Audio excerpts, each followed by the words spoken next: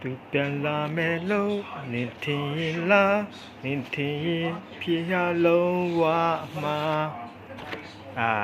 FEC ဆိုတာပြောရမယ်နော်ဒါတရုတ်ပြည်သူ့သမ္မတနိုင်ငံနော်ဒီမှာကိုရီးယားနိုင်ငံဆိုတာရှိတယ်နော်ကိုရီးယားနိုင်ငံကဒီတရုတ်ပြည်နယ်24ခုရဲ့ထုတ်ကုန်တွေကိုအဓိကဆောင်ရွက်တဲ့နိုင်ငံဖြစ်တဲ့တောင်ကိုရီးယားနိုင်ငံနော်မြန်မာနိုင်ငံအလုပ်သမားတောင်ကိုရီးယားသွားတာတရုတ်ရဲ့ဥစ္စာအခုဩဇာအခုညီတဲ့ပါမယ်FEC 24ဒေါ်လာအကြောင်းပြောပြမယ် FEC ဆိုတာနိုင်ငံခြားသားကုညီဆောက်ရှောက်ရေးစင်တာနော် Foreign Education Center နော်နိုင်ငံခြားသားကုညီဆောက်ရှောက်ဖို့က language တစ်ခုခုတို့မဟုတ်ကျွမ်းကျင်တဲ့ပညာရပ်တစ်ခုရှိရမယ်နော်အဲ့ဒါ Center ဆိုတာအဲ့ဆိုတာပြင်တက်ရတယ်ဟောတရုတ်နဲ့ပေါင်းထုတ်တဲ့ကုန်ပစ္စည်းတွေများစွာရှိတယ်FEC ကိုတဲ့ဘာပေါ်ပြလာလဲဆိုတော့ပြပြမယ်နော်24မှာကြည့်လိုက်FEC ရဲ့ဥစ္စာနော် FEC နော် FEC ကိုဘယ်သူကဘိုးဘိုင်းစီမံခန့်ခွဲပိုင်းနော် FEC ကနိုင်ငံခြားသားအကူအညီထောက်ပံ့ရေးစင်တာနော် FEC နော်ဒီမှာတူးမှဘာတွေရေးထားလဲဆိုတာ FEC နော် FEC အကြောင်းဆိုရင်24နော်ဒေါ်လာဆိုတာဒီစိ4မှာပါဝင်တဲ့အချက်တွေပဲကျ FEC 24ဒေါ်လာဆိုတာနော်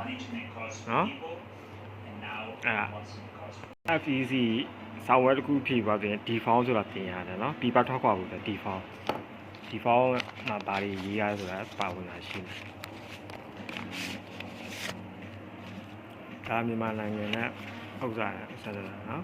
ဥပမာကိုမှနိုင်ငံခြားသားကုညီပေးစင်တာဆိုတာဒီ FEC 24တွင်လာတယ်နော်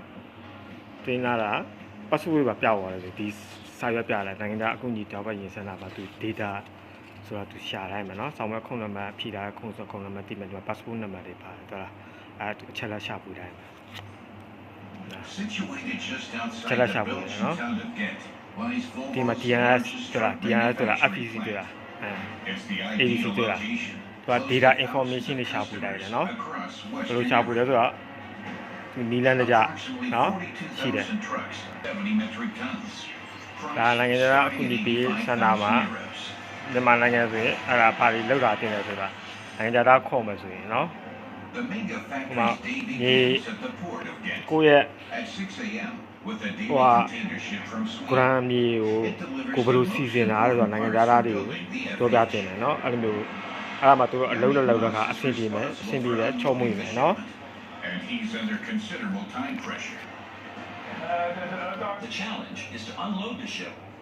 ဒါဥပဒေခွဲရတဲ့လူတွေဘယ်လိုသွားလာလဲဆိုတာနော်အဲ့လို MPA တို့ CEO တို့နော်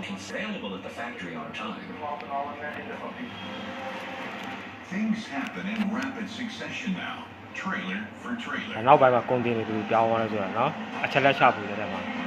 ဂရမ်မှာဘာတွေလုပ်ငန်းတွေတူချဲ့မယ်ဆိုတာနိုင်ငံသားနဲ့စီစဉ်တယ်ဒီမှာ130ဆိုတာလေတန်ကြီးပေါ်မှာမင်္ဂလာဆောင်လို့ရတယ်နော်နိုင်ငံခြားသားအကူအညီပေးရေးစင်တာပါဥပမာတခြားနိုင်ငံလူတွေနဲ့လက်ထပ်ရခြင်းနဲ့ရတယ်အဲ့မှာမင်းကြီးဆိုတဲ့ဥစ္စာမှာနှစ်နိုင်ငံဟိုဘက်နိုင်ငံဒီဘက်နိုင်ငံမင်းကြီးတွေရှိမယ်အဲ့မှာလက်ထပ်လို့ရတယ်နော်ဥပမာ FEC 24ဒေါ်လာမြန်မာနိုင်ငံသားကမြန်မာအာကိုအလံဒါအိမ်ပြန်တဲ့ခါကြလို့ဆိုရင်မြန်မာနိုင်ငံမှာအဆင်မပြေဘူးဆိုရင်ကိုယ်နိုင်ငံကိုပြန်ကျင်ရတယ်နော်ဒါကြီးရည်တွေတတ်မလို့သူကတော့တာဝန်ခံပြီးတော့အာမခံတာလေလုပ်ငန်းရက်စဲပြီးတော့သူကလိုက်ပို့ပေးမယ်နော်ကိုယ်နိုင်ငံကိုပြန်လို့ရတယ်နော်မြန်မာနိုင်ငံကတခြားနိုင်ငံပြန်လို့ရတယ်ပစ္စည်းနှုံးထားတွေတွက်မဲ့ဥစ္စာတွေနော်အဲ့ဇာတ်တွေရှိနေဒါကိုယ့်ရဲ့နေနေမှာဘာတွေလှုပ်ဆောင်မယ်ဆိုတာနော်ကချင်ရှိတယ်မွန်ရှိတယ်ကယားရှိတယ်ရခိုင်ရှိတယ်တိုင်းသားပေါင်းစုံပေါ့နော်အဲ့မှာဒါတရားကိုမှလုံးမဲ့ဥစ္စာနော်တရားကိုတည်တာဒီကစီပွားရေးအထူးစီပွားရေးဆုံးစီမံလာဥစ္စာနော်တရားကိုမှပါလေလုံးမဲ့ဆိုတော့ဒီလိုဇာတ်တွေအများကြီးလာမယ်တိုင်းနေပြည်နယ်14ခုဥစ္စာဒါအကြောင်းပညာရေးစနစ်နော်မူဂျိုကတော့အထက်တန်တီပေါ့နော်ဘာသာတွေတင်မယ်ဆိုတာအဲ့မှာကိုကစီမံတာအဲ့ဒါတွေပြရမယ်နော်ဒါစီမံထားတဲ့ဥစ္စာတွေသင်ခန်းစာတွေပြောပြရမယ်ဒါဖွဲ့စည်းပုံเนาะဒီ data မှာဒါဆို100နဲ့5ဖြစ်မယ်เนาะ105ဆိုတော့ရုံးကိစ္စတွေဖြစ်မယ်ဒါကလည်း ကျောင်းပညာရေးနော်ကျောင်းပညာရေး108လို့ပါနော်စာကြည့်တိုင်းလို့ပါတော့အဲ့ဒါတွေဒေသတွေဖြစ်မယ်ဒါကတော့ခဏလင်းတန်းဒီစောင်းမဲ့ဥစ္စာတွေရဲ့တီးနေရာတွေပေါ့နော်ဘယ်နေရာမှာဘာလုပ်မယ်ဘယ်နေရာမှာဘာလုပ်မယ်ဆိုတာအဲ့လိုအချက်လက်တွေနော်ဖွဲ့စည်းထားတာရှိရမယ်ကုန်တင်ကလောက်လာတာဒါပေမဲ့ပြည်တော်စုကုန်တင်နေဆိုတော့မတူဘူးเนาะဒါကပြန်ရမှာဥစ္စာ